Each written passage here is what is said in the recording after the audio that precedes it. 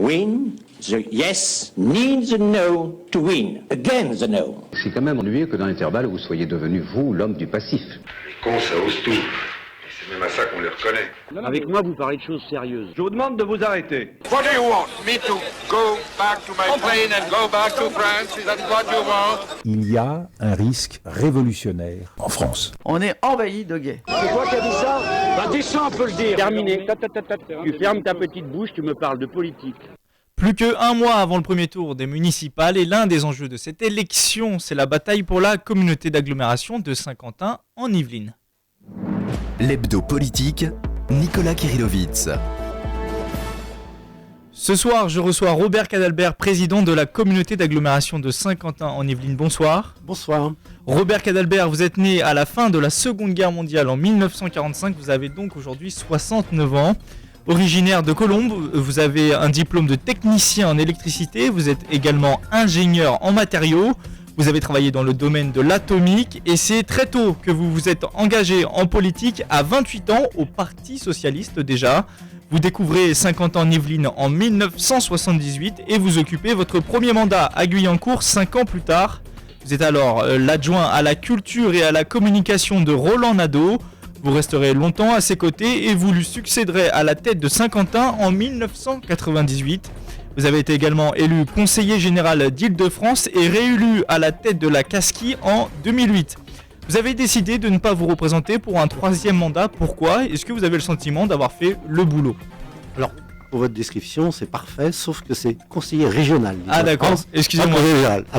Presque parfait. Ça, c'est presque parfait.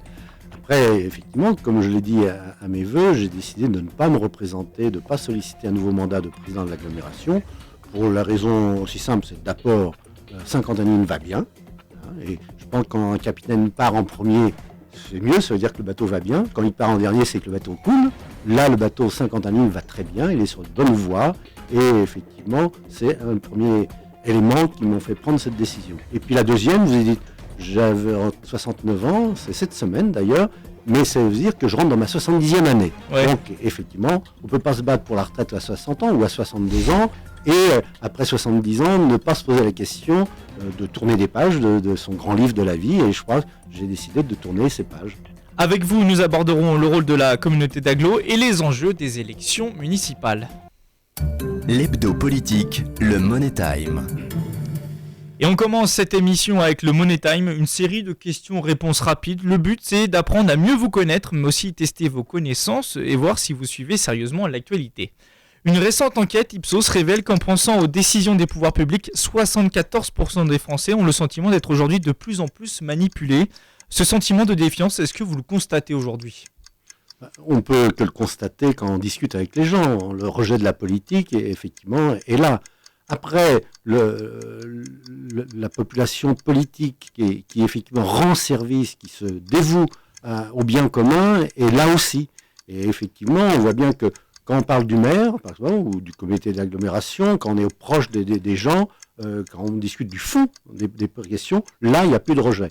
Quand on parle de politique en général, et effectivement, malheureusement, il y a toujours des brebis galeuses dans n'importe quelle profession, même dans les professions de journalistes, il y en a, dans le monde politique aussi, et c'est vrai qu'un certain nombre de cas précis, de gauche ou de droite, font du mal à cet engagement politique que l'on a tous. Aujourd'hui, vous êtes plutôt taxi ou voiture de tourisme avec chauffeur ? J'aurais tendance à vous répondre, pourquoi choisir entre l'un et l'autre ? Les deux. Hein, les deux, parce en fonction du besoin. Mais quand on parle justement de politique, ce qui est désagréable aujourd'hui en politique, c'est qu'il faut se marquer pour essayer d'exister par rapport à l'autre. Et donc, il faut être pour ou contre. On est pour ou contre les OGM, le débat. On est pour ou contre. Non, parce que donc, la vraie solution, c'est un compromis entre les deux.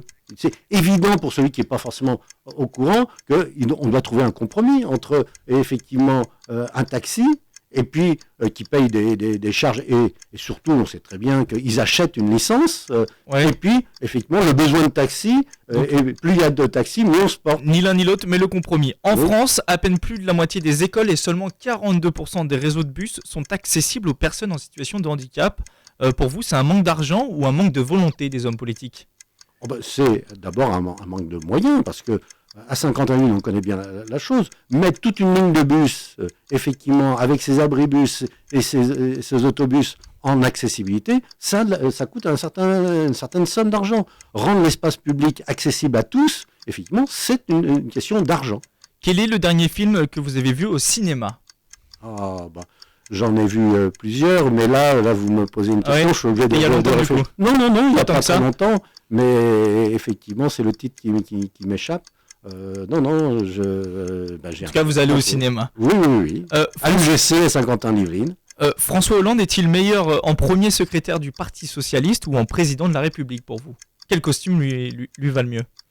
Et encore une fois, on veut dire l'un ou l'autre. Je pense que François Hollande a une très grande qualité qu'il a été mettre en évidence quand il était premier secrétaire. Et encore une fois, pour être président de l'agglomération, il faut faire pas des compromis, mais trouver le plus grand dénominateur commun.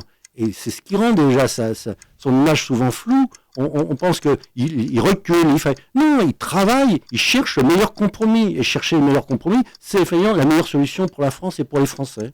Robert Marchand, 102 ans, a battu un nouveau record il y a quelques semaines sur la piste du Vélodrome à Saint-Quentin-en-Yvelines. Quelle était sa performance exacte? Est-ce que vous la connaissez? Effectivement, j'étais présent et effectivement, il a battu son record. Alors, oui, le sien. C'est le record que vous me demandez là. Oui, c'est ça exactement, la distance parcourue. C'était 24 km 99. Alors ça, c'était son ancien record et son nouveau, c'est celui qu'il a fait récemment, c'est 27 km en 1 heure. Vous y étiez presque. Non, il a fait 26,99 sur Sensation. Ouais, c'est important la précision, 26 km et 99 mètres. Premier thème de cet hebdo politique, la communauté d'agglomération de Saint-Quentin-en-Yvelines. Quel est son rôle? Quelles conséquences sur la vie des personnes qui y vivent selon les résultats au municipal de mars prochain? Quel avenir pour cette communauté d'agglomération? Avant de vous donner la parole, Robert Cadalbert, quelques précisions. La Casquille, dans la composition actuelle, existe depuis 2004. Elle regroupe 7 villes: Elancourt, Guyancourt, Magny-les-Hameaux, Montigny-le-Bretonneux, Trappes, La Verrière et voisin le Bretonneux. Cela représente un peu moins de 150 000 habitants. Elle est responsable de plusieurs missions, dont l'aménagement de l'espace, le développement économique ou les transports. Concrètement, Robert Cadalbert, est-ce qu'on peut dire que la communauté d'agglomération, c'est une superstructure qui mutualise les moyens de plusieurs villes pour réaliser certaines de leurs missions? Est-ce que c'est une bonne définition ou vous en avez une autre? Le superstructure n'est pas forcément bien adapté. C'est un lieu de mutualisation, de mise en commun de la richesse produite sur le territoire, mise en commun de moyens, d'infrastructures, effectivement, parce que c'est ensemble qu'on arrive à faire des choses. Avoir une radio uniquement pour un territoire, voilà. Ouais. Est-ce que chaque ville de 30 000 habitants peut permettre d'aider une radio à vivre? Une télévision, une scène nationale. Il est bien évident qu'il y a des tailles critiques pour un certain service public et une certaine activité. Et l'agglomération est un lieu privilégié où, sur un territoire relativement vaste, mais quand même qui reste proche des habitants, on peut mettre en commun les moyens pour faire. Donc l'objectif numéro 1, c'est de baisser les coûts pour les communes qui n'ont pas forcément les moyens de faire toutes les missions qui sont les leurs. C'est non seulement baisser les coûts, mais même les rendre possibles. Aucune commune de l'agglomération de 30 000 habitants pourrait avoir les moyens de soutenir une scène nationale telle qu'on a à Saint-Quentin-en-Yvelines. Aucune commune de 30 000 habitants pourrait soutenir une université comme on a à Saint-Quentin-en-Yvelines. Donc à chaque fois, il y a un service public et qu'en mettant ensemble nos moyens, on peut le rendre possible. Et est-ce que ça se traduit finalement pour les maires par moins d'autonomie et moins de pouvoir? Moins de pouvoir personnel. Mais vous savez, c'est toujours la problématique quand on partage le pouvoir. Il faut accepter un partage, on n'est plus le seul à décider, mais on fait des choses que tout seul on ne peut pas faire. Et c'est vrai au niveau de l'agglomération, mais c'est vrai au niveau de l'Europe. C'est exactement la même problématique. Il y a des choses que l'Europe entière peut faire, qu'aucun pays ne peut faire. Et pour l'agglomération, c'est exactement le même problème. Tout seul, ces villes-là ne peuvent pas faire, et ensemble, ils peuvent faire. Bien sûr, il y a une contrepartie, c'est qu'elles ne peuvent pas décider toutes seules de la politique qui est menée. En quelque sorte, l'union fait la force. Bien sûr. Pour effectuer vos missions, vous disposez de 250 millions d'euros pour 2014, selon un budget primitif. C'est un budget stable par rapport à l'an passé. Pourtant, les dotations de l'État baissent. Du coup, pour maintenir ce budget, comment vous faites? Est-ce que, par exemple, vous allez faire une hausse des impôts locaux? Alors déjà, c'est 250 millions. Il y a 150 millions de budget de fonctionnement et 100 millions environ de budget d'investissement. Parce que c'est pas du tout la même chose. Oui, on a réduit notre capacité à investir, mais comment on fait ? On fait dans la dynamique d'accroître la richesse. On a effectivement un produit local de l'assiette d'impôts. On n'augmente pas les impôts, mais c'est l'assiette qui augmente parce qu'il y a plus d'entreprises qui s'installent sur Saint-Quentin-les-Vignes, il y a plus d'habitants qui viennent vivre à Saint-Quentin-les-Vignes, donc on augmente notre ressource en impôts sans augmenter les impôts parce qu'on a une dynamique qui le permet. Ça, c'est le premier point. Après, on s'adapte à peut-être pas réduire les dépenses, mais les contracter au maximum, faire des économies. C'est toujours possible de faire des économies. Faire des économies, augmenter la dynamique que représentent les entreprises sur Saint-Quentin-les-Vignes pour faire face, effectivement, à des baisses de dotation de l'État qui vont se continuer. Ils existaient avant dans l'ancien gouvernement de droite, ils sont dans ce gouvernement de gauche, et ils seront dans le prochain gouvernement. Quel que soit le gouvernement, il y aura effectivement une réduction des dotations. Vous parliez des dépenses de fonctionnement, justement, les frais de personnel représentent plus de 36 millions d'euros de vos dépenses de fonctionnement. Est-ce qu'il n'y a pas un effort à faire ? C'est la deuxième dépense derrière le service à la population et aux entreprises. Est-ce qu'il n'y a pas un effort à faire là-dessus ? Pour une collectivité, d'où l'essentiel, c'est du service public, donc des agents qui font ce service public. 36% de la masse salariale représentant le budget, c'est peu par rapport à une autre collectivité. Une commune, c'est toujours entre 50 et 60%, si ce n'est plus, de charge salariale. Donc la charge salariale de l'agglomération n'est pas forcément un handicap, loin de là. Après, effectivement, quand je parle d'économie, c'est sur tous les postes. Effectivement, il y a des postes de fonctionnement, des postes liés à un certain nombre de services qui sont rendus. C'est surtout sur ces postes-là. Vous avez des postes précis peut-être sur lesquels on pourrait faire des efforts ? L'effort à Saint-Quentin-les-Vignes, l'effort majeur à faire c'est la mutualisation. Aujourd'hui, on n'a pas encore été jusqu'au bout de la mutualisation des services. Et pourquoi ? Parce que les maires rechignent, parce que... Un exemple précis, par exemple, il y a deux communes comme ça, il y en a une de droite, une de gauche, donc qui n'ont pas encore mis en commun l'instruction des permis de construire. L'agglomération instruit d'ailleurs à la place de l'État ces permis de construire, sauf pour Montigny et pour Trappes. Donc là, il y a une source précise d'économie à faire dans la mutualisation. Et je pourrais multiplier les exemples où, dans les partages de compétences que l'on a entre les communes et l'intercommunalité, il y a encore une démarche très importante dans la mutualisation. En tout cas, le budget dont nous parlions est voté tous les ans par le conseil communautaire qui administre également toutes les affaires de l'agglo. Il est composé de 42 délégués actuellement en fonction du poids démographique des villes. Avant, ces 42 délégués étaient désignés par les conseillers municipaux. Désormais, ils seront choisis par les citoyens lors des municipales. Et les sièges dont dispose chaque commune seront répartis en fonction des résultats à ces municipales. Concrètement, tous les sièges ne seront pas réservés à la majorité municipale, ce qui était le cas jusqu'à présent. L'opposition pourra en avoir également. Résultat, il sera possible d'avoir, comme aujourd'hui, 4 villes à gauche à Saint-Quentin et 3 à droite, mais une communauté d'agglos à droite. Quel est votre avis sur ce nouveau mode de scrutin ? Ne va-t-il pas semer le trouble dans la tête des électeurs si jamais il y a plus de villes à gauche et une tête d'agglos à droite ? Je crois que c'est la question de l'évolution de la loi électorale est une bonne chose, parce que c'est une reconnaissance pour les élus communautaires de leur rôle. Ils lèvent l'impôt auprès des habitants et pas seulement auprès des entreprises, puisque avec les modifications de la loi sur la taxe professionnelle, on en a beaucoup parlé, on a fait en sorte que ça soit les habitants qui payent aussi le fonctionnement de l'agglomération, ce qui est nouveau. Donc il y a une élection au suffrage universel direct de ces élus, me paraît une bonne chose.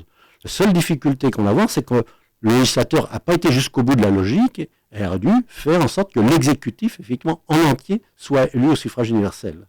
Ce qui n'est pas le cas aujourd'hui. Ce qui ne sera pas le cas. Et effectivement, on risque d'avoir des conflits au niveau du conseil d'agglomération qui sont des conflits communaux qui seront reportés sur l'échelon intercommunal sans qu'il y ait une majorité peut-être aussi claire pour régler ces conflits. Alors le but de ce nouveau mode de scrutin, c'est quoi ? C'est de rendre légitimes les conseillers communautaires ? Oui, apparemment, ils sont élus par le suffrage universel. Aujourd'hui, un conseiller communautaire, s'il n'est pas en phase avec le conseil municipal ou le maire qui l'a élu, et le maire démissionne, et le conseiller communautaire n'est plus rien. Si c'est le cas, s'il y a un conflit qui peut exister, là maintenant, il faudra retourner devant les électeurs pour élire de nouveau les conseillers. Et ça, c'est un changement que personne ne voit peut-être très bien, mais moi, je peux vous dire que c'est une avancée nette de l'intercommunalité. En tout cas, peu importe les résultats des municipales, il y aura un nouveau président puisque vous passez la main, on l'a dit. Saint-Quentin-en-Yvelines a toujours été dirigé par la gauche. Pour le jeu démocratique, est-ce que la communauté n'aurait pas intérêt à basculer une fois à droite ? Non, mais je pense qu'aujourd'hui, le principe même de l'intercommunalité, c'est ce que je disais tout à l'heure, recherche de l'intérêt général ou de l'intérêt commun en permanence. On n'aura jamais, je pense, une intercommunalité uniquement avec des élus de droite ou de gauche. Donc il y a forcément des élus de droite ou de gauche, élus au suffrage universel, qui seront très légitimes. Et donc il faudra bien trouver un accord avec ces élus. Donc que ce soit à droite ou à gauche, c'est surtout qu'ils soient des élus responsables et qui prennent en charge l'intérêt général, quelle que soit leur couleur politique. Alors encore sur cette question de la droite, selon vous, avec votre expérience, une communauté d'agglo à droite, quelles seront les différences majeures avec une communauté d'agglo aujourd'hui à gauche ? Écoutez, ça fait 40 ans que effectivement la gauche pilote un projet, et moi pour ma part ça fait 18 ans que je le pilote au niveau de Saint-Quentin-en-Yvelines, sur un projet relativement très clair de gauche. Qu'est-ce que ça veut dire un projet de gauche ? C'est un projet qui privilégie les services publics, un territoire pour tous, une mixité de logement pour tous, dans tous les quartiers, pas seulement dans toutes les communes, dans tous les quartiers. C'est effectivement ce que l'on se bat depuis 18 ans et on a beaucoup avancé sur ces domaines-là. Des services publics et surtout une attractivité par la qualité de vie sur Saint-Quentin-en-Yvelines. Aujourd'hui, ce qui est reconnu par nos opposants, reconnu par tout le monde, et en particulier le monde économique, c'est la réussite de Saint-Quentin-en-Yvelines par la qualité de vie à Saint-Quentin-en-Yvelines. Les entreprises qui s'installent à Saint-Quentin-en-Yvelines, en général, ne peuvent plus repartir parce que ces collaborateurs ne veulent plus quitter Saint-Quentin-en-Yvelines. Si la Casquille reste à gauche, plusieurs noms sont évoqués pour prendre votre succession. François Deligné, le maire de Guyancourt, Sandrine Grandjambe, colistière de Guy Malandin à Trappes, et Benoît Hamon, actuellement ministre, qui pourrait perdre son siège en cas de remaniement. Est-ce que vous avez dans ces noms-là une préférence ? Je ne veux pas avoir de préférence. Ma préférence, c'est pour la continuité, ce que je me répète, sur le projet politique qui est mené depuis maintenant 40 ans à Saint-Quentin-en-Yvelines, qui est un vrai projet de gauche sur notre territoire, et je suis sûr que les trois noms que vous me citez seront en capacité à porter ce projet. Et selon vous, qui serait le meilleur candidat pour porter ce projet de gauche dont vous parlez tant ? Non, mais de toute façon, j'espère bien que les trois personnes que vous nommez continueront à travailler bien ensemble sur ce projet de gauche. Voilà. Et ils peuvent compter sur moi pour essayer de les conseiller pour avancer dans ce projet. Alors, vous étiez, vous, ancien élu de Guyancourt, votre prédécesseur à la tête de Saint-Quentin, Roland Nadeau aussi. Est-ce que c'est un signe pour vous ? Est-ce que vous y voyez un signe pour François Deligné ? Non, il n'y a pas de signe particulier. Souvent, on nous a fait le reproche de dire on privilégie une commune par rapport aux autres. Non. Guyancourt a toujours apporté à l'agglomération à la fois sa richesse, parce que son dynamique économique de Guyancourt profite d'abord à toute l'intercommunalité. Et effectivement, il y a des hommes et des femmes de très grande qualité qui ont fait avancer les dossiers de Saint-Quentin-en-Yvelines. Donc c'est ça qui est... Mais ils ont toujours considéré qu'ils faisaient avancer les dossiers aussi bien de Trappes, d'Elancourt, de la Verrière, et pas seulement les dossiers de Guyancourt. Alors vous étiez apprécié par une partie des élus de droite car vous étiez un homme de compromis, on l'a bien compris. Est-ce que ça vous inquiète que l'on retombe dans une présidence partisane ? Non, parce que je pense que c'est impossible de gérer l'agglomération en dehors de la recherche de l'intérêt général. Compromis, c'est un mot que j'aime pas bien, mais la recherche du plus grand dénominateur commun sur les projets, je l'ai fait plusieurs fois. Le plus célèbre qui vient d'aboutir, celui du Vélodrome, vous avez vu qu'on a fait des compromis avec les uns les autres. C'est pas gérer une intercommunalité, c'est pas rechercher l'unanimité à chaque fois. Mais c'est rechercher parmi tous les arguments qui sont entendables, des arguments des intérêts privés, des intérêts de particuliers, des intérêts de communes. Tous les arguments sont entendables, sauf à un moment donné, il faut trancher pour chercher l'intérêt général et le plus grand dénominateur commun. Et ça, c'est indispensable à la vie de l'intercommunalité et ça restera la marque de l'intercommunalité. Je vous propose de marquer une pause musicale avec Julien Doré. On se retrouve tout de suite après pour parler des municipales de mars prochain. Sensation. Sensation. Sensation.